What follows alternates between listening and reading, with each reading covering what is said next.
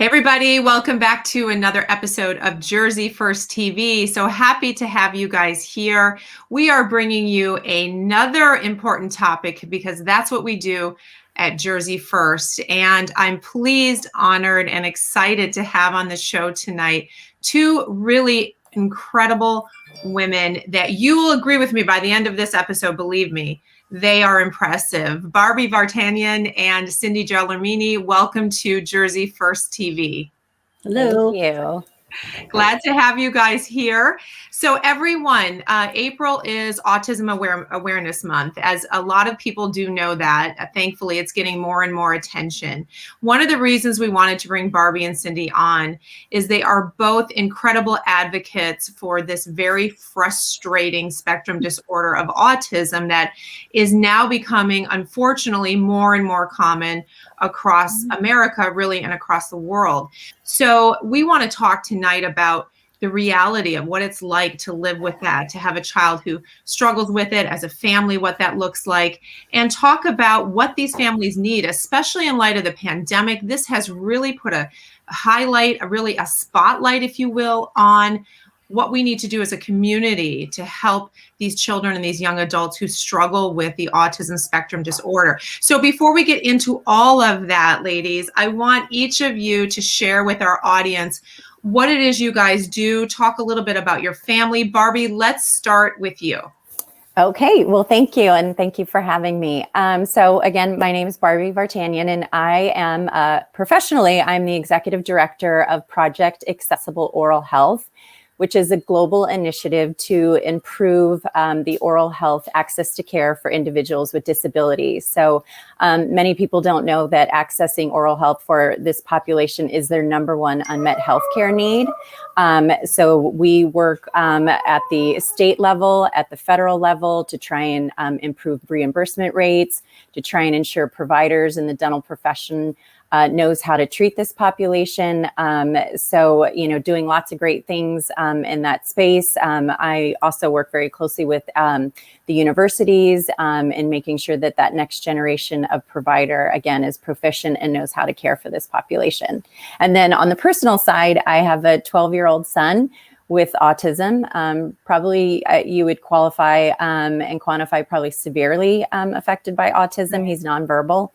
And throughout this pandemic, things have gotten worse, but I feel like we could be possibly turning a corner. So, I never thought that I would be in this space, but once I had Sam and I saw that he needed a voice and that this population is so tremendously underserved and overlooked. So that's why I've, kind of dedicated my life to making sure that, he lives the best possible life that he can. It's amazing, Barbie, when I got to know you, that it never occurred to me that oral health, that dental services was such a difficult, challenging thing for children and adults with special needs. So this is a slice of it that, again, if you're not in it, you don't realize the suffering that goes along and the challenges. It's amazing that you've been able to bring that that spotlight to the world. So we're going to get back to Sam in a little bit. Cindy, go ahead and tell everybody about all of your incredible talents, what you're doing as well, and tell them about Robbie. Hi, so my name is Cindy Gelormini, and I am known as the Paint Diva. Professionally, that's what I do. I'm a color consultant. I'm a Benjamin Moore color expert, and people hire me to come to their homes to help them choose paint colors. But on the personal side, I'm the mom of 4. I had twin girls. Then I had my son, Robbie. He had severe autism. He was nonverbal as well, and he didn't really understand cognitively, what you were talking about. I would put him on the mental level really as a toddler. So at 27 years old, he was still wearing a diaper. He was still watching Disney movies. He was my baby. And he went to heaven in 2017. He had seizures. He had a seizure in his sleep. But before that, right before the seizures had become so severe that they became life-threatening, and I finally broke down and went to the state and said, I need help. And they sent people over to the home to evaluate him, and they were kind of stunned with how severe he was. And they said, and all the typical things that they were going to try to help me with, they said, none of this is going to help you. He really needs 24-hour care. And they said, we suggest that you put him in a group home so he can have around the clock care. Mm-hmm. And that turned out to be an absolute disaster. And they were not prepared for somebody with autism. At that point, anybody in a group home was in their 50s and 60s in a wheelchair, moved in slow motion, and the women that worked with them were retired, and they would put dinner on the stove, read the newspaper, put them to bed, and it was an easy job. Then you have my son coming in there who, was 20 years old, and he's running back and forth and slamming doors, and he's frustrated because nobody understands him. So he'd pick up a chair and throw it across the room. And they were terrified of him. So they'd call the police, and the police would come over, and I would show up, and they had my son in handcuffs. And to me, he's a toddler, and then seeing him in handcuffs. And I asked one of the police officers one time, I said, do you have training in people with autism? And they said, no, we don't. I said, well, that's obvious. Yeah, clearly. Because if you understood what was really going on, you wouldn't have him in handcuffs. Yeah. So I just began to turn on, the camera on my phone and just started videotaping what was going on. And I put it on YouTube, and I started a YouTube channel. and the group home found out that I was doing this, and they called a meeting. They called me, and I was like, oh my God, they're going to kick him out. They're going to, what's going to happen, Right. And they said, listen, we understand what you're trying to do. We're okay with you doing the videos. Just don't bring the videos in the group home, and don't show his meds because of HIPAA laws. And I was like, okay. And they said, and by the way, we're going to have a meeting on Monday night. Why don't you come to the meeting? So I showed up to the meeting, and all the staff was there, and they wouldn't even look at me. They hated me. And the woman running the meeting said, listen, we know that, Mrs. Gelormini has been doing these videos, and we want to let you know that from this point on, every other member that comes into a group home is going to be just like Robbie. Their autism is so prevalent now. Wow. That everybody else from now on is going to be young. They're going to have autism. They're going to be just like him. And if you don't like it, you can find employment somewhere else. Wow. I was shocked. I was amazing. Shocked. And guess what? They all quit. Wow. So it was this whole journey that we had of the whole group home thing that I followed him around for 4 years, and really just trying to change the system and try to change the way things were being run. And I had no idea that the videos would end with his memorial service. I didn't think that would happen. So wow, Cindy. Wow. That's incredible. We're going to get to the books in a minute. Yes. I kind of want to save that. But, what you're highlighting here is, and of course we have age differences because Robbie passed when he was 27. Right. Sam is 12. Barbie, Sam is 12. So you were going through things at a time even when so few people understood how to deal with this. And we're still not in a good place. But imagining where you were at back then is hard for me. And it just shows how mothers are willing to fight, right? Fight for our kids to figure this out. So I just want to shift to Barbie for a second, because I know Cindy's going to be able to relate to some of this. She's certainly been through all of that. But Barbie, I want you to share with our audience, for people, you're in it now. He's 12. He's home with you. We can hear Sam in the kitchen there, sweet Sam. Yeah. I want you to share with people who don't struggle with this, what it's like for you as a mom of a 12-year-old with autism. Right. Sure. Yeah, it's interesting. So I just recently wrote an article for Exceptional Parent Magazine, which is a wonderful resource for families with disabilities, on, a day in the life of Sam and I. Sam started out, his journey, sweet as can be, this teeny tiny little boy who couldn't speak, but was just such a love, and everyone loved to be with him and work with him and things like that. And then, just as he's grown older and getting bigger, and we just made the move from Southern California to New Jersey about 3 years ago. And part of the reason we came here is because I heard there was tremendous resources. I came here also for family and for this new opportunity with my job, but I thought, okay, this is, we're on to something here. So we get here, and, we were relatively happy with where Sam landed at school, and things seemed to be going along and moving along, and we joined the Special Olympics and all those great things. And then the pandemic hit. And it just, the wheels fell off the bus, for no other better term. Yeah. Obviously, those that live it and went through it understand it, but for those that don't, have no idea what us as parents went through during this time and still are continuing to go through it during this time. So, you're talking about loss of services, you're talking about no more school, you're talking about, all the fun activities that he once had were gone. And same, as Cindy referenced, cognitively, Sam doesn't understand that. Right. So, you're trying to, to navigate and explain it as best you can, but you can't. And so he became very aggressive, extreme self-injurious behavior. I was explaining to Elizabeth before he started, I probably have 8 holes in my wall from Sam putting his head through it. We had to dismantle his bed because he was hitting his head so extremely on the bed frame. We have to move the couches away from the windows so he doesn't put his head through it. When we drive, somebody's got to be, with him in the back seat or he'll put his head through the window. So there's so many things that we dealt with. And then, then you're trying to navigate the grocery store and, and I get that everyone had these heightened, everyone's on edge basically. Right. And so you're taking your child, with autism to the grocery store and he doesn't understand that he can't go that way or he can't go this way. And I can't tell you how many times I've been yelled at. And there's still some markets that have them. And oh my goodness, I have to, and at this point I just say, would you like to take my son through the grocery store? Yeah. Let me know how that goes. Yeah. Right. Does he wear a mask? Yeah.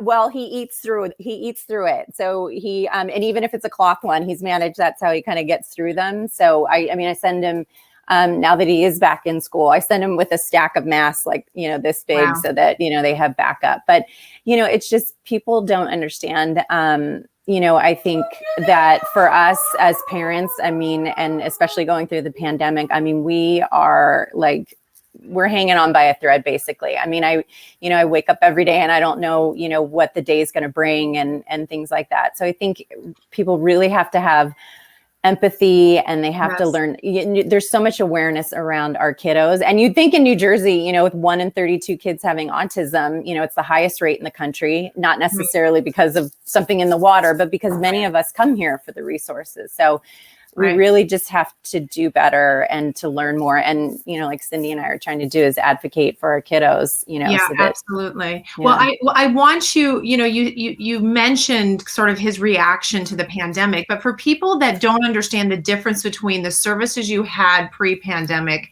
and what you don't have now, I want to camp there for a second. I want you to illustrate, and I know that Cindy right now, I'm sure her heart is breaking for you because Cindy, imagine going through the pandemic with Robbie. She's thinking right now, I'm imagining trying to get him to wear a mask, trying to get him to do, so this is a new level here that's tough. But I want you to illustrate for people that don't understand, what did you have before and what do most families have before in terms of services? What were his days like versus now, what do you have? Yeah. So a typical day. So school, we 8:15 to, 2:45, 3:00. But Sam was in an ABA classroom. And so he was getting that support. He had 2 hours a week 2 sessions a week at school of speech. He had 2 sessions a week of occupational therapy. We had in-home speech as well. He did Special Olympics, swimming and basketball. He did horse therapy 1 day a week. So all of those things shut down. So, and, I laughed and my sister and I, when Sam was sent home in the beginning of the pandemic with a binder like this, with a bunch of worksheets and all of those types of things. And I was like, really? Who's going to do this? What does this look like? And then the virtual was even more comical. And Sam early on learned that he could shut down his Zoom by running his hand across the keyboards. And so I finally just gave up. I was like, and so I actually called an emergency IEP meeting and I said, this isn't working. We have to support my son. He is regressing. He is, he's aggressive, he's just not in a great place. And so their advice to me was to, and I'm a single parent now, and I work. And so they suggested that I hire somebody to come sit at home and work with Sam and get him through, his school days. And I said, well, gosh, are you paying for that? And they said, well, no, and it was funny. The supervisor of the special education program where we live, he tried to equate his situation and how difficult it was for him and his daughters during the pandemic. And I said, do not compare your situation to mine. Yeah. I said, are your daughters trying to put their head through the window? Are they trying to aggress on his older sister? I mean, you unless you know firsthand, be real careful about making those comparisons. So, yeah, we need to go a long way to understanding and having empathy, Barbie. And you know, Cindy, as you hear this and you're thinking back on what you went through with Robbie, and now I know that you're very involved talking to other parents. You were telling me before, Cindy, that, and I know Barbie does this as well, but you were in a forum and people were sharing with you really what they need now. What if they could talk to the governor and say, Governor Murphy, you know, this is what we need. Share with us your thoughts on all of this. What is it we can be doing a better job of? What is it that you had maybe that worked well for you that now even has disappeared during the pandemic? Just share some of that insight. Well, first of all, people need to understand that you can't mess up the schedule of somebody with autism, you know, and if they can't speak and they can't express themselves, they're going to act out, you know. So Robbie would destroy my house as well. He would go out and take every cushion off the couch and throw it on the floor. He'd punch holes in the walls. He'd slam doors. Every door in my house was knocked off the hinges. He would slam my kitchen cabinet so hard that the front doors would fall off. Like everything is just, or he'd take all my dishes and throw them down to the basement steps. Like, you know, people, if you haven't lived this, you don't understand. I mean, they will literally put their hands in their dirty diaper and smear it on the walls. Like anything they can do to let you know, I am upset. And I would take Robbie for drives in the car. When he had a really bad day, I'd drive all the way to Pennsylvania to my grandmother's old house and come all the way back just to calm him down. You know, so people with a typical child, you don't understand. It's not the same. And I just talked to a friend of mine yesterday. She's a single mom. She has twins and she's a teacher. Both her twins have autism. She's trying to raise them by herself. And her kids are only in school 2 days a week. Now, how is she supposed to teach 5 days a week when her kids are only in school 2 days a week and she can't afford help, you know, and when she's by herself, she's going to lose her job. So what is she supposed to do? You know, that you can't just say to these people, oh, hire somebody. That doesn't work, you know? And I live in a nice area of New Jersey where maybe people can afford that, but not everybody can afford that. You have a lot of people on lower incomes that are single parents. There's absolutely no way. Plus, so this is what I've learned from talking to other moms. When my son was little, he immediately went into school for autistic kids when he was 3 years old, and everything was in his school and everything was covered. It's not the same anymore. Right. So now kids are being diagnosed earlier at like 18 months, 20 months old. As soon as they're diagnosed, they tell you, okay, they need this therapy, that therapy, right? How are they going to pay for this? You know, these moms are telling me they're paying $800 a month for therapies for their kids. Plus they got to pay for, you know, daycare and whatever, you know. How's a single, and there's an 80% divorce rate. Oh, okay, wow. So almost every mom I've interviewed is divorced. Now there's that we forget about the impact to the relationships. Oh my God. It's so stressful. It's so stressful to raise kids like this. And it breaks up so many marriages. And all these women are left doing this alone, you know, and they have no life, none. Wow. And you also become very isolated because you don't get invited to family gatherings anymore, holidays and stuff. They don't invite you over anymore. You don't have any friends. And the friends that you do have, they don't understand. They start disappearing. They don't invite you to come to your house and I don't blame them because, you know, my son, he'd sit on the couch and he'd wet his diaper and wet the couch. I don't want to bring him to my friend's house and do something like that. You know what I mean? So like people, unless you've lived it, you have no clue. And this is the point that I've been trying to make. You don't understand the amount of care that goes into taking kids that are severe. And they need therapy and they need help from the time they're diagnosed. And I've learned from other moms that New York pays for all of this. It's all paid for in the state of New York. They move to New Jersey and all of a sudden they have to pay for everything themselves. So like, what are you talking about? And I think some places it's a sliding scale depending on your income.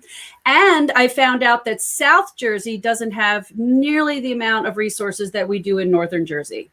Why? We're all in one state. Why is it different? And apparently it's by each county is different. Wow. You know, why? Yeah, that's a good question. And, you know, it's ironic, Barbie, you moved here for help. But maybe you should have moved to New York. I mean, this is right. I mean, I don't think my sister would have liked that. I was shocked at that. No.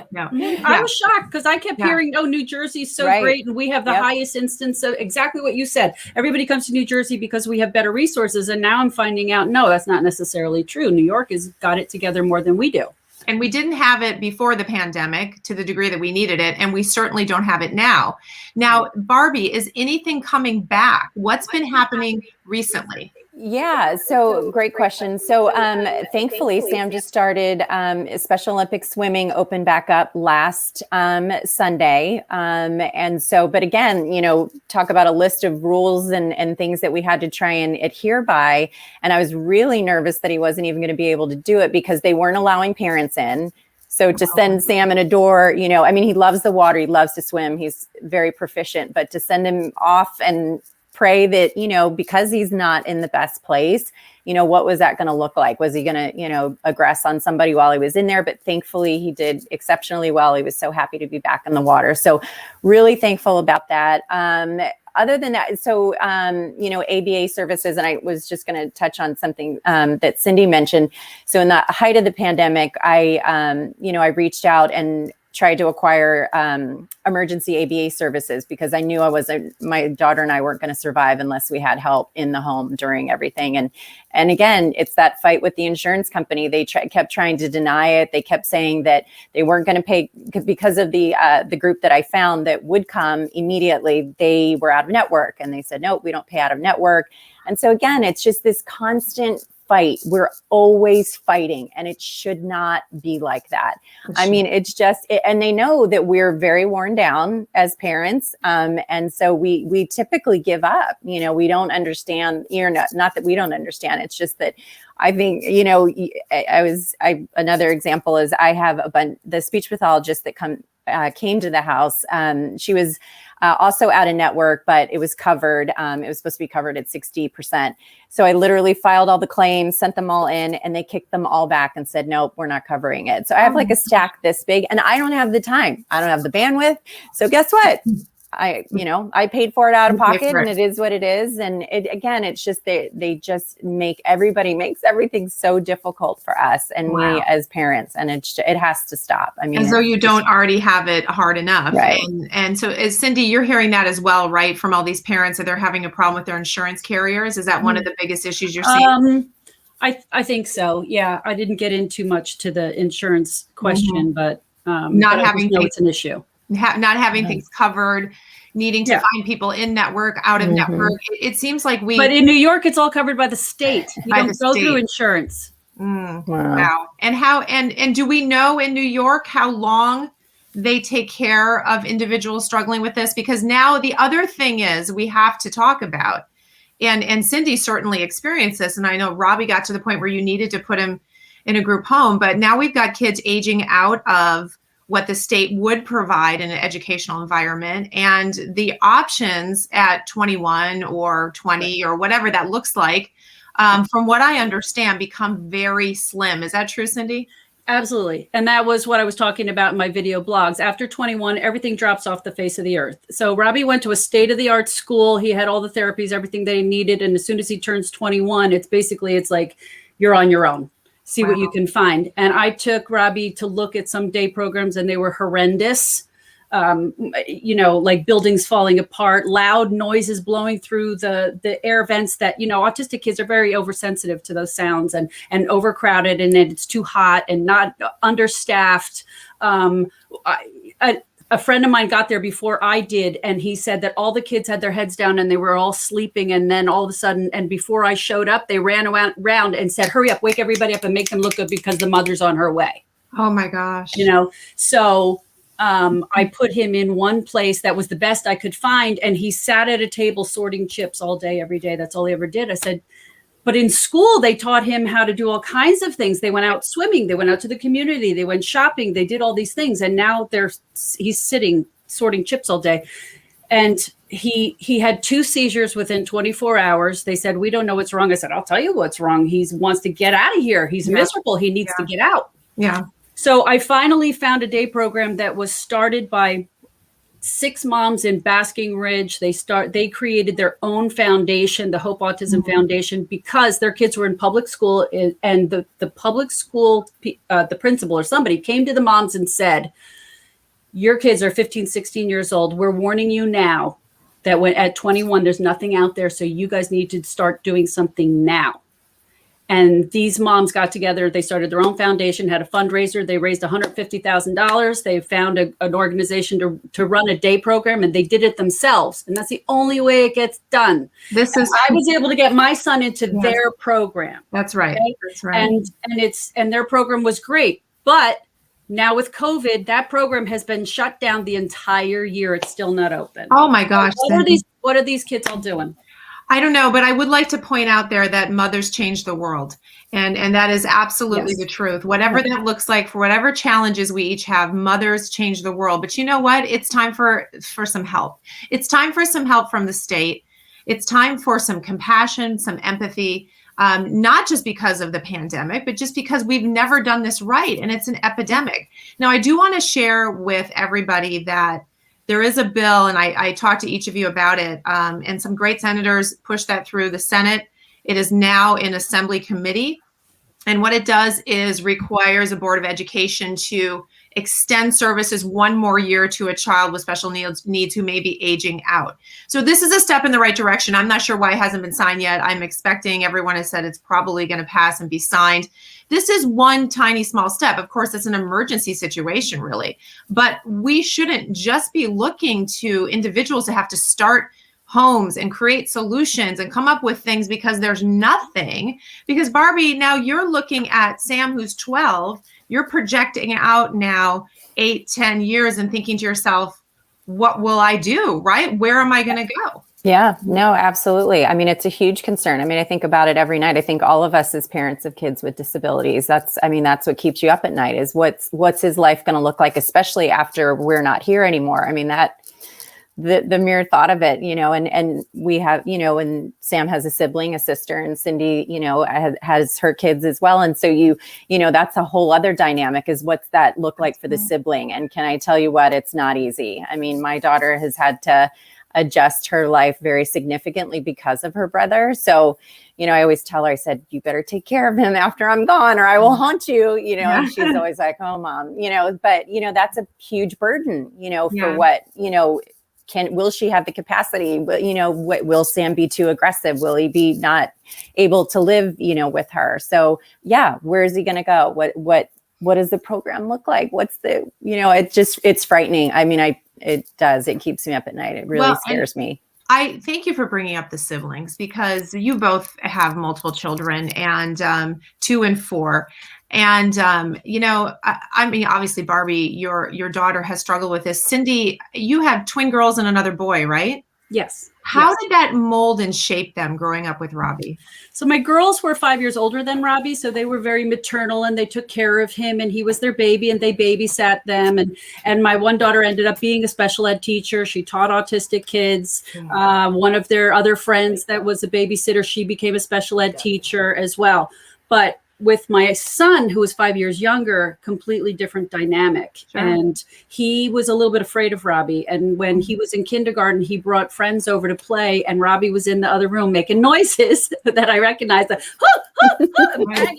banging. And his friends were afraid, and they cried and called their mother to pick him up and take them home. And my son never had friends over again for like another 10 years. Wow. Then when we add on the seizures, which turned into calling 911 and the ambulance and the police, it was trauma that my son was going through, and he was having anxiety and stomach aches, and it's a lot of stress on the family altogether. So absolutely, and that kind of went into the picture. Like, I never wanted him in a group home. I thought he would live with me forever.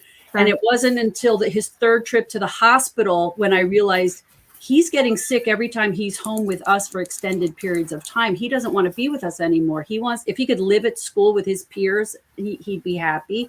And then I looked at my younger son and I said, oh my God, what am I doing to him? He's being traumatized, and I'm not even addressing that, Wow. So it wasn't until Robbie finally went into a group home that my son David began to blossom and flourish, because he didn't have that stress anymore. Wow. Yeah. It's just, there's so many Many layers. Yeah, many many layers. layers, lots of dynamic. So Yeah. many dynamics, so many Yeah. nuances, so many things we have to think about. And I think, right now, I think we collectively have to say a plea to our politicians. Listen, this should be at the top of the list. And I do know that Senator Bucco and I believe Senator Panacio, a few others, are looking at special needs adults right now, especially, right? The young adults. Yeah, and Elizabeth, when my son was diagnosed, 5 in 10,000 kids had autism. It was almost unheard of. Nobody had autism then. Now it's gone from 5 in 10,000 to 1 in 32. Oh. That's a pandemic. And I've been trying to say it's a tsunami wave that is going to hit New Jersey. If there was nothing available, my son was number 4,555 on the waiting list to get into a group home. Okay. Oh my gosh. Okay. And that's at a time period of kids that almost nobody had it. What are you going to do with this 1 in 32 kids when they all hit 21? What's going to happen?